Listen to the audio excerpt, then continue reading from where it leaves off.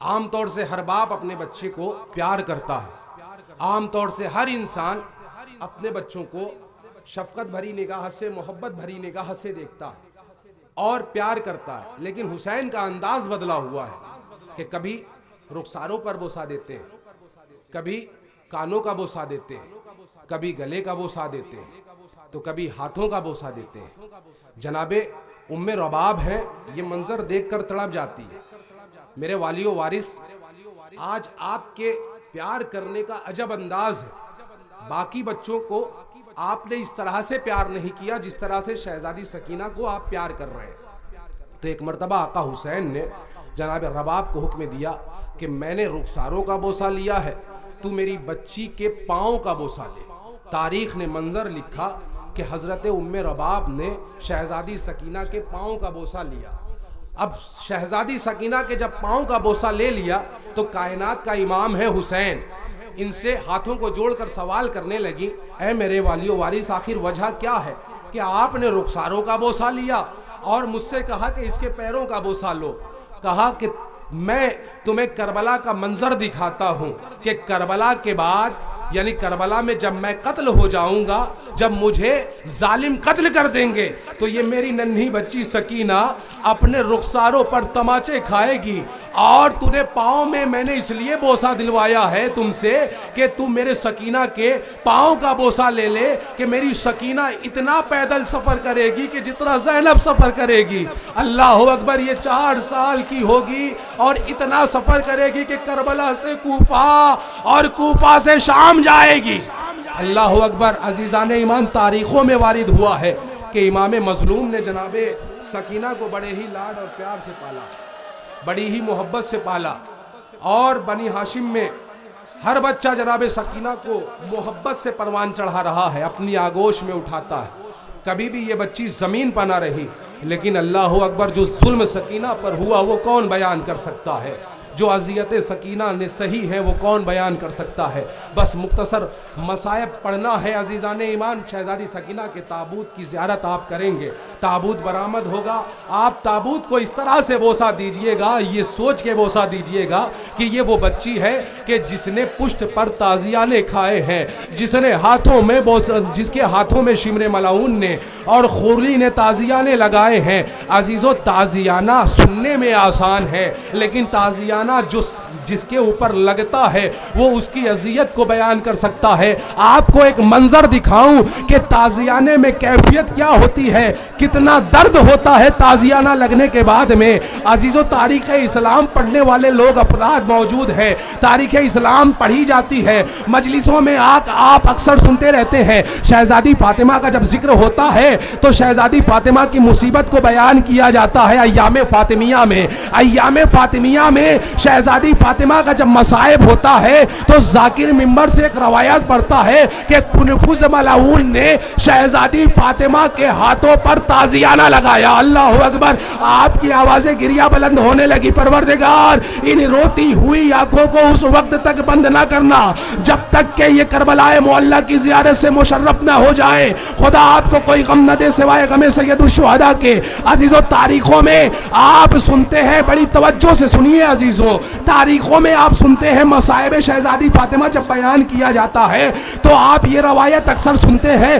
کہ شہزادی فاطمہ کے ہاتھوں پر کنفذ ملعون نے ایک تازیانہ مارا، ایک تازیانہ مارا تو ایک تازیانے کی اذیت یہ ہوئی کہ بی بی فاطمہ جب تلک زندہ رہی کبھی بھی داہنے ہاتھ سے تسبیح نہ پکڑی بلکہ بائیں ہاتھ سے تسبیح پڑھا کرتی تھی۔ اللہ اکبر۔ آپ نے توجہ کی عزیزان ایمان، داہنے ہاتھ سے شہزادی فاطمہ نے دوبارہ کبھی تسبیح نہ تھامی۔ شہزادی فضہ نے سوال کر لیا ہے، بی بی ارے آپ داہنے ہاتھ سے تسبیح کیوں نہیں پڑھتی؟ تو بی بی فاطمہ نے عرض کی کہ ارے میرے ہاتھوں میں کنفذ ملعون نے تازیانہ مارا ہے تو میرے ہاتھوں کی ہڈیاں ٹوٹ گئی۔ اتنی اذیت ہوتی ہے کہ مجھ سے تسبیح بھی اٹھائی نہیں جاتی، لہٰذا میں بائیں ہاتھ سے تسبیح پڑھتی ہوں۔ اللہ اکبر۔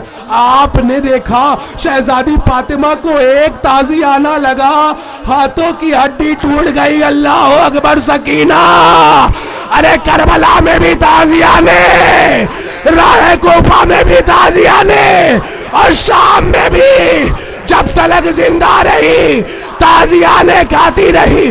ارے کوئی آگے بڑھا تو اس نے تماچے مارے۔ اللہ اکبر۔ عزیزان ایمان، کربلا کے میدان میں جو بچی کے اوپر ظلم ہو رہا ہے کوئی بیان نہیں کر سکتا۔ اللہ اکبر۔ عزیزان ایمان، ابھی تابوت کی زیارت کریں گے، بہت جلدی عرض کر رہا ہوں۔ حمید ابن مسلم راوی ہے، وہ کہتا ہے کہ خیموں میں آگ لگی۔ اب جو خیموں میں آگ لگی تو میں نے دیکھا کہ ایک 4 برس کی بچی ہے جس کے دامن میں آگ لگی ہوئی ہے۔ میں نے دیکھا کہ کہیں بچی جل کر آگ کی لپٹ میں نہ آ جائے اور بچی جل کر مر نہ جائے۔ ارے اس بچی کی جان کو بچانا واجب ہے، لہٰذا میں اس بچی کے پیچھے دوڑا، میں نے اپنی رفتار بڑھائی۔ بچی نے جیسے ہی مجھے مڑ کر دیکھا کہ میری طرف کوئی شخص بڑھ کر آ رہا ہے تو بچی نے بھی اپنی رفتار بڑھائی، میں نے اور رفتار بڑھائی، بچی بھی اور تیز ہوئی، میں اور تیز بھاگا۔ ایک مرتبہ اب جو بچی نے اپنی رفتار بڑھائی تو بچی کے ننھے ننھے قدم ارے دامن میں الجھے، بچی زمین پر گر گئی۔ اتنے میں قریب پہنچا، ارے بچی نے ننھے ننھے ہاتھ جوڑے، آواز دی، اے شخص مجھے ہاتھ نہ لگانا، ارے میں حسین کی بیٹی سکینہ۔ اللہ اکبر۔ حمید کہتا ہے میں نے ایک منظر اور دیکھا۔ عزیز و سکینہ کے اوپر جو ظلم ہوا کوئی بیان نہیں کر سکتا۔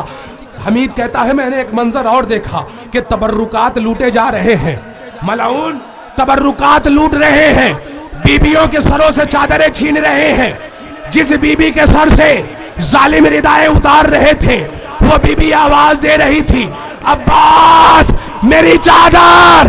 ارے کربلا کا رک کر کے ہر بی بی بیان کر رہی تھی۔ ایک مرتبہ وہ حمید ابن مسلم کہتا ہے کہ میں نے ایک منظر دیکھا، کیا کہ ایک 4 برس کی بچی کے جس کے دامن میں آگ لگ چکی تھی، اس بچی کے کانوں میں ایک گوشوارہ تھا۔ بچی کے کانوں میں گوشوارے تھے یعنی بوندے تھے۔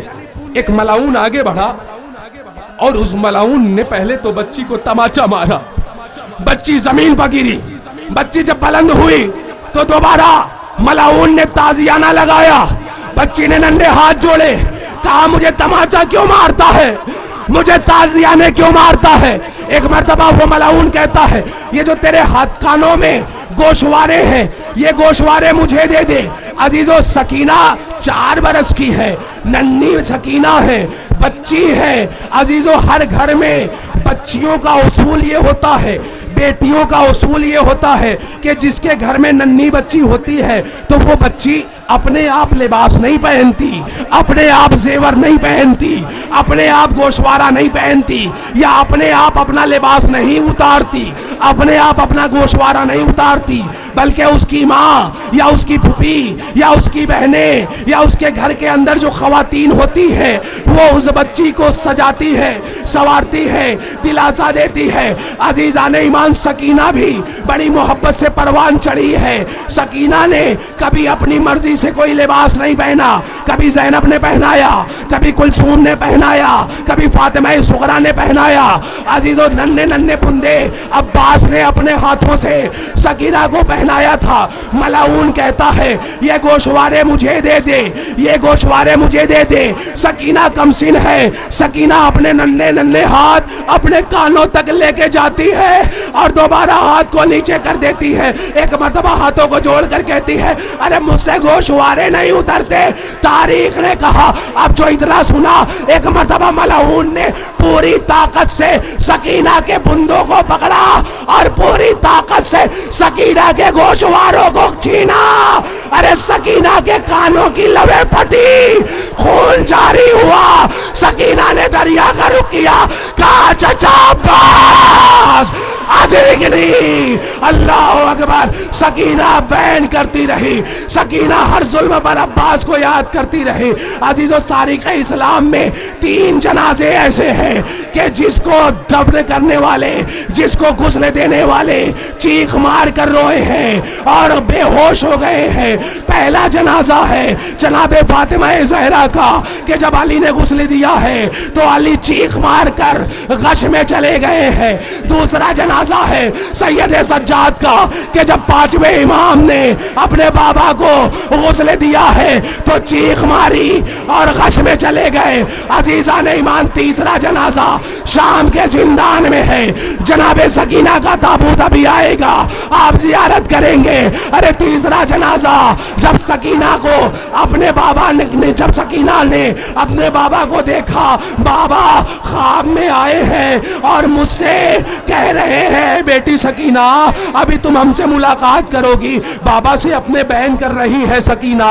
عزیزو ایک مرتبہ سکینہ خواب سے بیدار ہوئی, کیا دیکھتی ہے کہ میرا بابا آیا تھا لیکن نظر نہیں آتا. سکینہ اپنے بابا کو یاد کر کے آنسو بہا رہی ہے. سکینہ بیان کر رہی ہے. عزیزو سکینہ بیان کر رہی تھی. ایک مرتبہ یزید نے جب دیکھا کہ یہ گریہوزاری کیسی ہے تو کسی نے بتایا کہ حسین کی بیٹی سکینہ اپنے باپ کو یاد کر رہی ہے. ایک حجرے میں حسین کا سر رکھا ہوا تھا تشت کے اوپر. یزید نے کہا کہ حسین کا سر ہے کہ جو زندان میں سکینہ ہے سکینہ کی خدمت میں بھیج دیا جائے. تاریخ نے جملہ دکھایا, منظر دکھایا کیا کہ اب جو تشت کو دیکھا گیا کہ جس تشت میں حسین کا سر رکھا ہوا تھا تو وہ حسین کا سر کبھی تشت سے بلند ہوتا تھا, ارے کبھی نیچے آتا تھا. ارے سکینہ کے لیے تڑپ رہا تھا, ادھر بیٹی باپ کے لیے تڑپ رہی تھی, ادھر باپ بیٹے کے لیے تڑپ رہا تھا.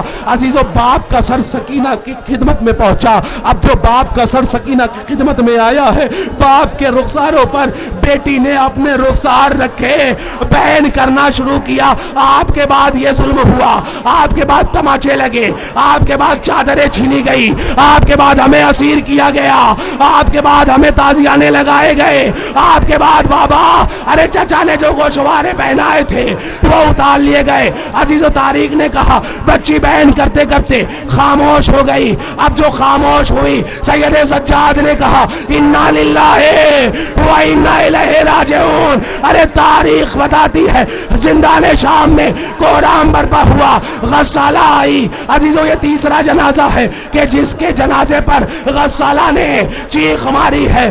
عزیزو غسل دینے کے لیے اب جو لباس ہٹانا چاہا, اب جیسے ہی لباس ہٹانا چاہتی ہے تو ایک مرتبہ لباس بدن سے جدا نہیں ہوتا. عزیزو کیوں؟ عزیزو اس لیے آپ ماتم کرتے ہیں, آپ نے زنجیری ماتم کیا ہوگا, آپ زنجیری ماتم کرتے ہیں تو آپ کی پشت زخمی ہوتی ہے. آپ زنجیری ماتم کر کے جب اپنے اوپر لباس ڈال لیتے ہیں تو آپ کا لباس آپ کے زخم سے چپک جاتا ہے. آپ کتنے گھنٹے زنجیر کرتے ہیں؟ 1 گھنٹہ, 2 گھنٹہ, 3 گھنٹہ. عزیزو آپ 1-2 گھنٹہ ماتم کرتے ہیں خون کا. خون کا اثر یہ ہے, زخم کا اثر یہ ہے کہ لباس زخموں سے چپک جاتا ہے. عزیزو جب یہ تازیہ ماتم کرنے والے, تازیہ داری کرنے والے جب گھر میں جاتے ہیں اور اپنے لباس کو بدن سے جدا کرنا چاہتے ہیں تو گھر والوں سے یہ ماتمدار کہتا ہے اماں میرے لباس کو ذرا آہستہ آہستہ بدن سے جدا کرنا. کہا کیوں؟ کہا اس لیے کہ میرے زخموں سے میرا لباس چپک گیا ہے. عزیزو یہ 1 گھنٹے کا اثر ایسا ہوتا ہے کہ لباس بدن سے چپک جاتا ہے. اللہ اکبر. تازیانوں پر تازیانے حسین کی بیٹی کاٹی رہی. ایک مرتبہ غسالہ نے لباس جدا کرنا چاہا تو بدن کی خال لباس کے ساتھ آنے لگی. ایک مرتبہ غسالہ نے سوال کیا اس بچی کو مرض کیا تھا؟ سید سجاد نے کہا کوئی مرض نہیں تھا, ارے میری بہن کے اوپر تازیانے برسائے گئے. عزیزو تاریخ بتاتی ہے حسین نے اپنی سکینہ کو اپنے بہن کے کپڑے میں زندان شام میں قبر کی تاریکی میں اتارا. قبر سے 2 ہاتھ بلند ہوئے, اے میرے سجاد میری بیٹی سکینہ کو میرے حوالے کر دے, یہ غموں کی ستائی ہوئی ہے. انا للہ و انا الیہ راجعون. رزم قضائہ و تسلیم علیہ و سیعلم الذین سلموا.